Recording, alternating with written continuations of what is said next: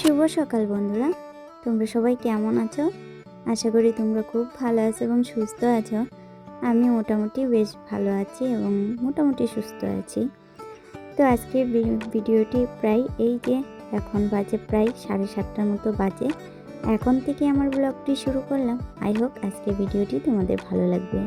আর সবার কাছে একটাই অনুরোধ করব, ভিডিওটি স্কিপ না করে সম্পূর্ণ দেখার অনুরোধ করছি সবাইকে। সকালবেলা অনেক আগে উঠেছি, উঠে ঘরদুয়ার ঝাড় দিয়ে নিয়েছি, যেগুলো বাসি ঘরদুয়ার হয় সেগুলো কিন্তু ঝাড় দিয়ে নিয়েছি। আর রান্নাঘরটাও মোটামুটি পরিষ্কার করে নিয়েছি। আর পরিষ্কার হওয়ার সাথে সাথে আমিও কিন্তু ফ্রেশ হয়ে বাসি জামা কাপড় ছেড়ে নিয়েছি। এখন চলে আসলাম রান্নাঘরে।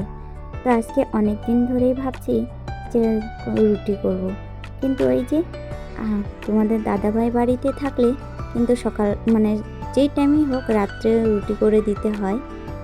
আর ও না থাকলে কিন্তু রুটিটা আমাদের বাড়িতে সেরকম হয় না, কেননা ছেলেও খেতে চায় না আর আমার একার জন্য ভালোও লাগে না। তো কয়েকদিন ধরে ভাবছিলাম যে সকালবেলা রুটি করব, তাই আজকে দেরি না করে ভাবলাম রুটি করে নিই। ওই একটা ননদ এসেছিল, তার সাথে গল্প করতে করতে আটা বেশি মেখে ফেলেছি।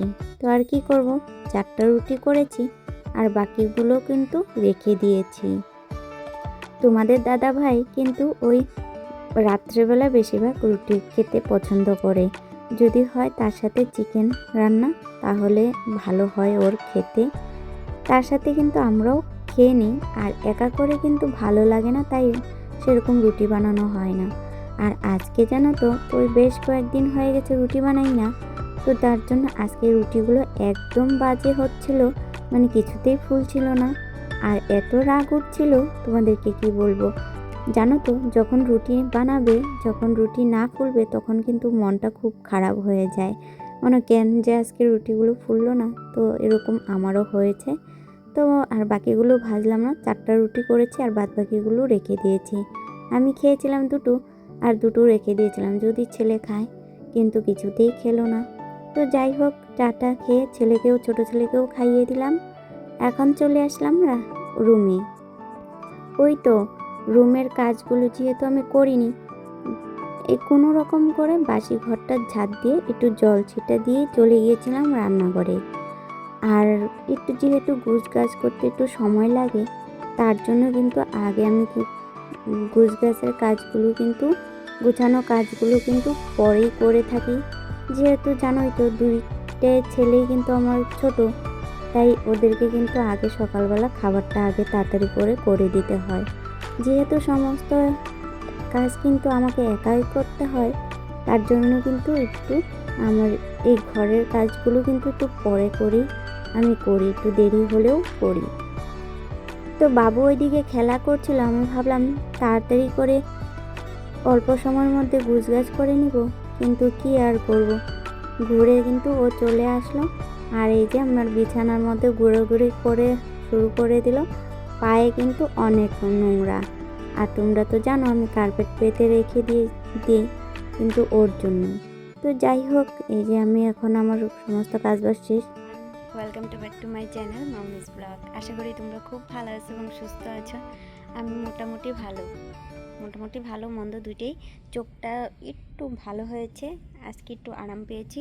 যাই হোক, আবার রাত্রে দেখো এই যে জ্বর আসছে, এটা হয়েছে এদিকে, তো আগেই হয়েছে, 2 দিন আগে এটা হয়েছে। তো এটা ভালো হয়েছে, মোটামুটি ভালো হয়েছে। আর এদিকে আরেকটা হয়েছে, দেখো মনে হয় জ্বর আসে, তার জন্য এগুলো বলে বের হয়। তো যাই হোক, তো আমার মনে হয় রাত্রে এমনি তো খুব ঠান্ডা লাগে, রাত্রে টের পাই না, জ্বর আসলে আমি টের পাই না, কিন্তু ঠান্ডাটা লাগে সেটা বুঝতে পারি। তো এই চলছে। তো সকালবেলা উঠে কিন্তু সমস্ত কাজবাজ শেষ করে নিয়েছিলাম, আর চাটা খেয়ে তারপরে এই যে এখন রুমের কাজগুলো শেষ করে এখন আসলাম বাইরে নোংরা ফেলানোর জন্য। তো ভাবলাম তোমাদের সাথে ইন্ট্রোটা দেওয়া যাক আর তোমাদের সাথে কথাও বলা যাক। তো বাবু গিয়েছে ওর শাশুড়ি মায়ের সাথে দোকানে। জানো তো, কেউ যদি বাড়ির থেকে বের হয়, ও তো একদম পাগল হয়ে যায়, যাওয়ার জন্য ব্যস্ত হয়ে যায়। আর কালকে ওকে রেখে দোকানে গিয়েছিলাম, তখন তো ও সামনে ছিল না, পাশের বাড়ি ছিল। সেখান থেকে এসে বলে কোথায় মা কোথায় শুরু করে দিয়েছে। তারপরে এক তারপরে ওর ঠাম্মি ফোন লাগিয়ে দিয়েছে, তো কথা বললো, তখন গিয়ে শান্তি হলো। তো যাই হোক, এখন এই যে আমি সকালে জামা কাপড় ছেড়েছিলাম, তো এখন ভাবলাম যে 10টা বেজে গেছে, তো এখন ভাবলাম ঘরের যেহেতু সমস্ত কাজবাজ শেষ, এখন ঘরটা মুছে তো চান করে পুজো দিয়ে দুপুরের রান্নাটা শুরু করব, যেহেতু সকালবেলা রুটি খেয়েছি তার জন্য। তো যাই হোক, এখন চলো চান করে তারপর ঠাকুর পুজোটা দিয়ে রান্না শুরু করব, পরে তোমাদের সাথে কথা হচ্ছে। আর এদিকে ওর ঠাম্মি আর ও চলে আসে। এদিকে দেখো, তোমাদের সাথে কথা বলতে বলতে ঠাম্মি নাতি চলেই আসলো।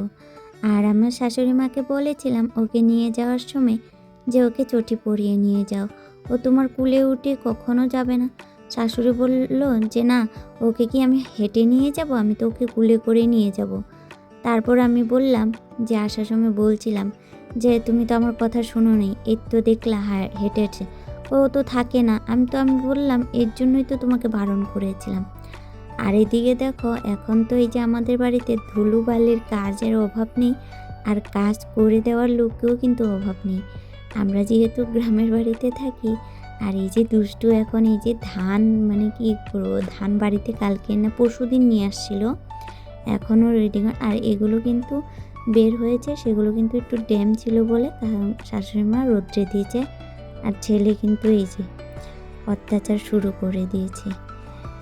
আর কি বলবো এখন, আর এই যে কাজের যে অত্যাচার করবে, একটা কাজও কিন্তু ও করতে দিবে না। মানে যেটাই করতে যাবে না কেন, সেটা ও আগে আগে চলে যাবে করার জন্য। কি আর করবো বলো, এবার ধুলো বালিয়ে বাড়ি ভর্তি হয়ে যাবে।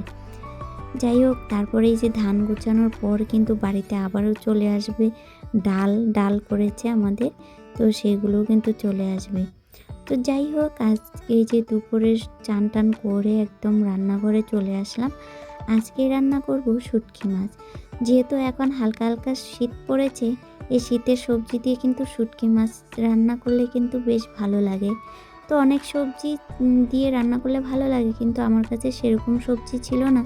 যে অল্প সবজি ছিল সেটা দিয়েই আমি রান্না করছি, কিন্তু বেশ টেস্ট হয়েছে। তোমরাও ট্রাই করতে পারো। আমি দিয়েছি লাউ যে শাক হয় সেটা, বেগুন, আলু, তার সাথে মূলো এসব কেটে দিয়েছি, কাঁচা লঙ্কা বাটা, হলুদ, নুন আর রসুন থেতো করে দিয়েছিলাম, আর অল্প কিন্তু পেস্টও করে দিয়েছি।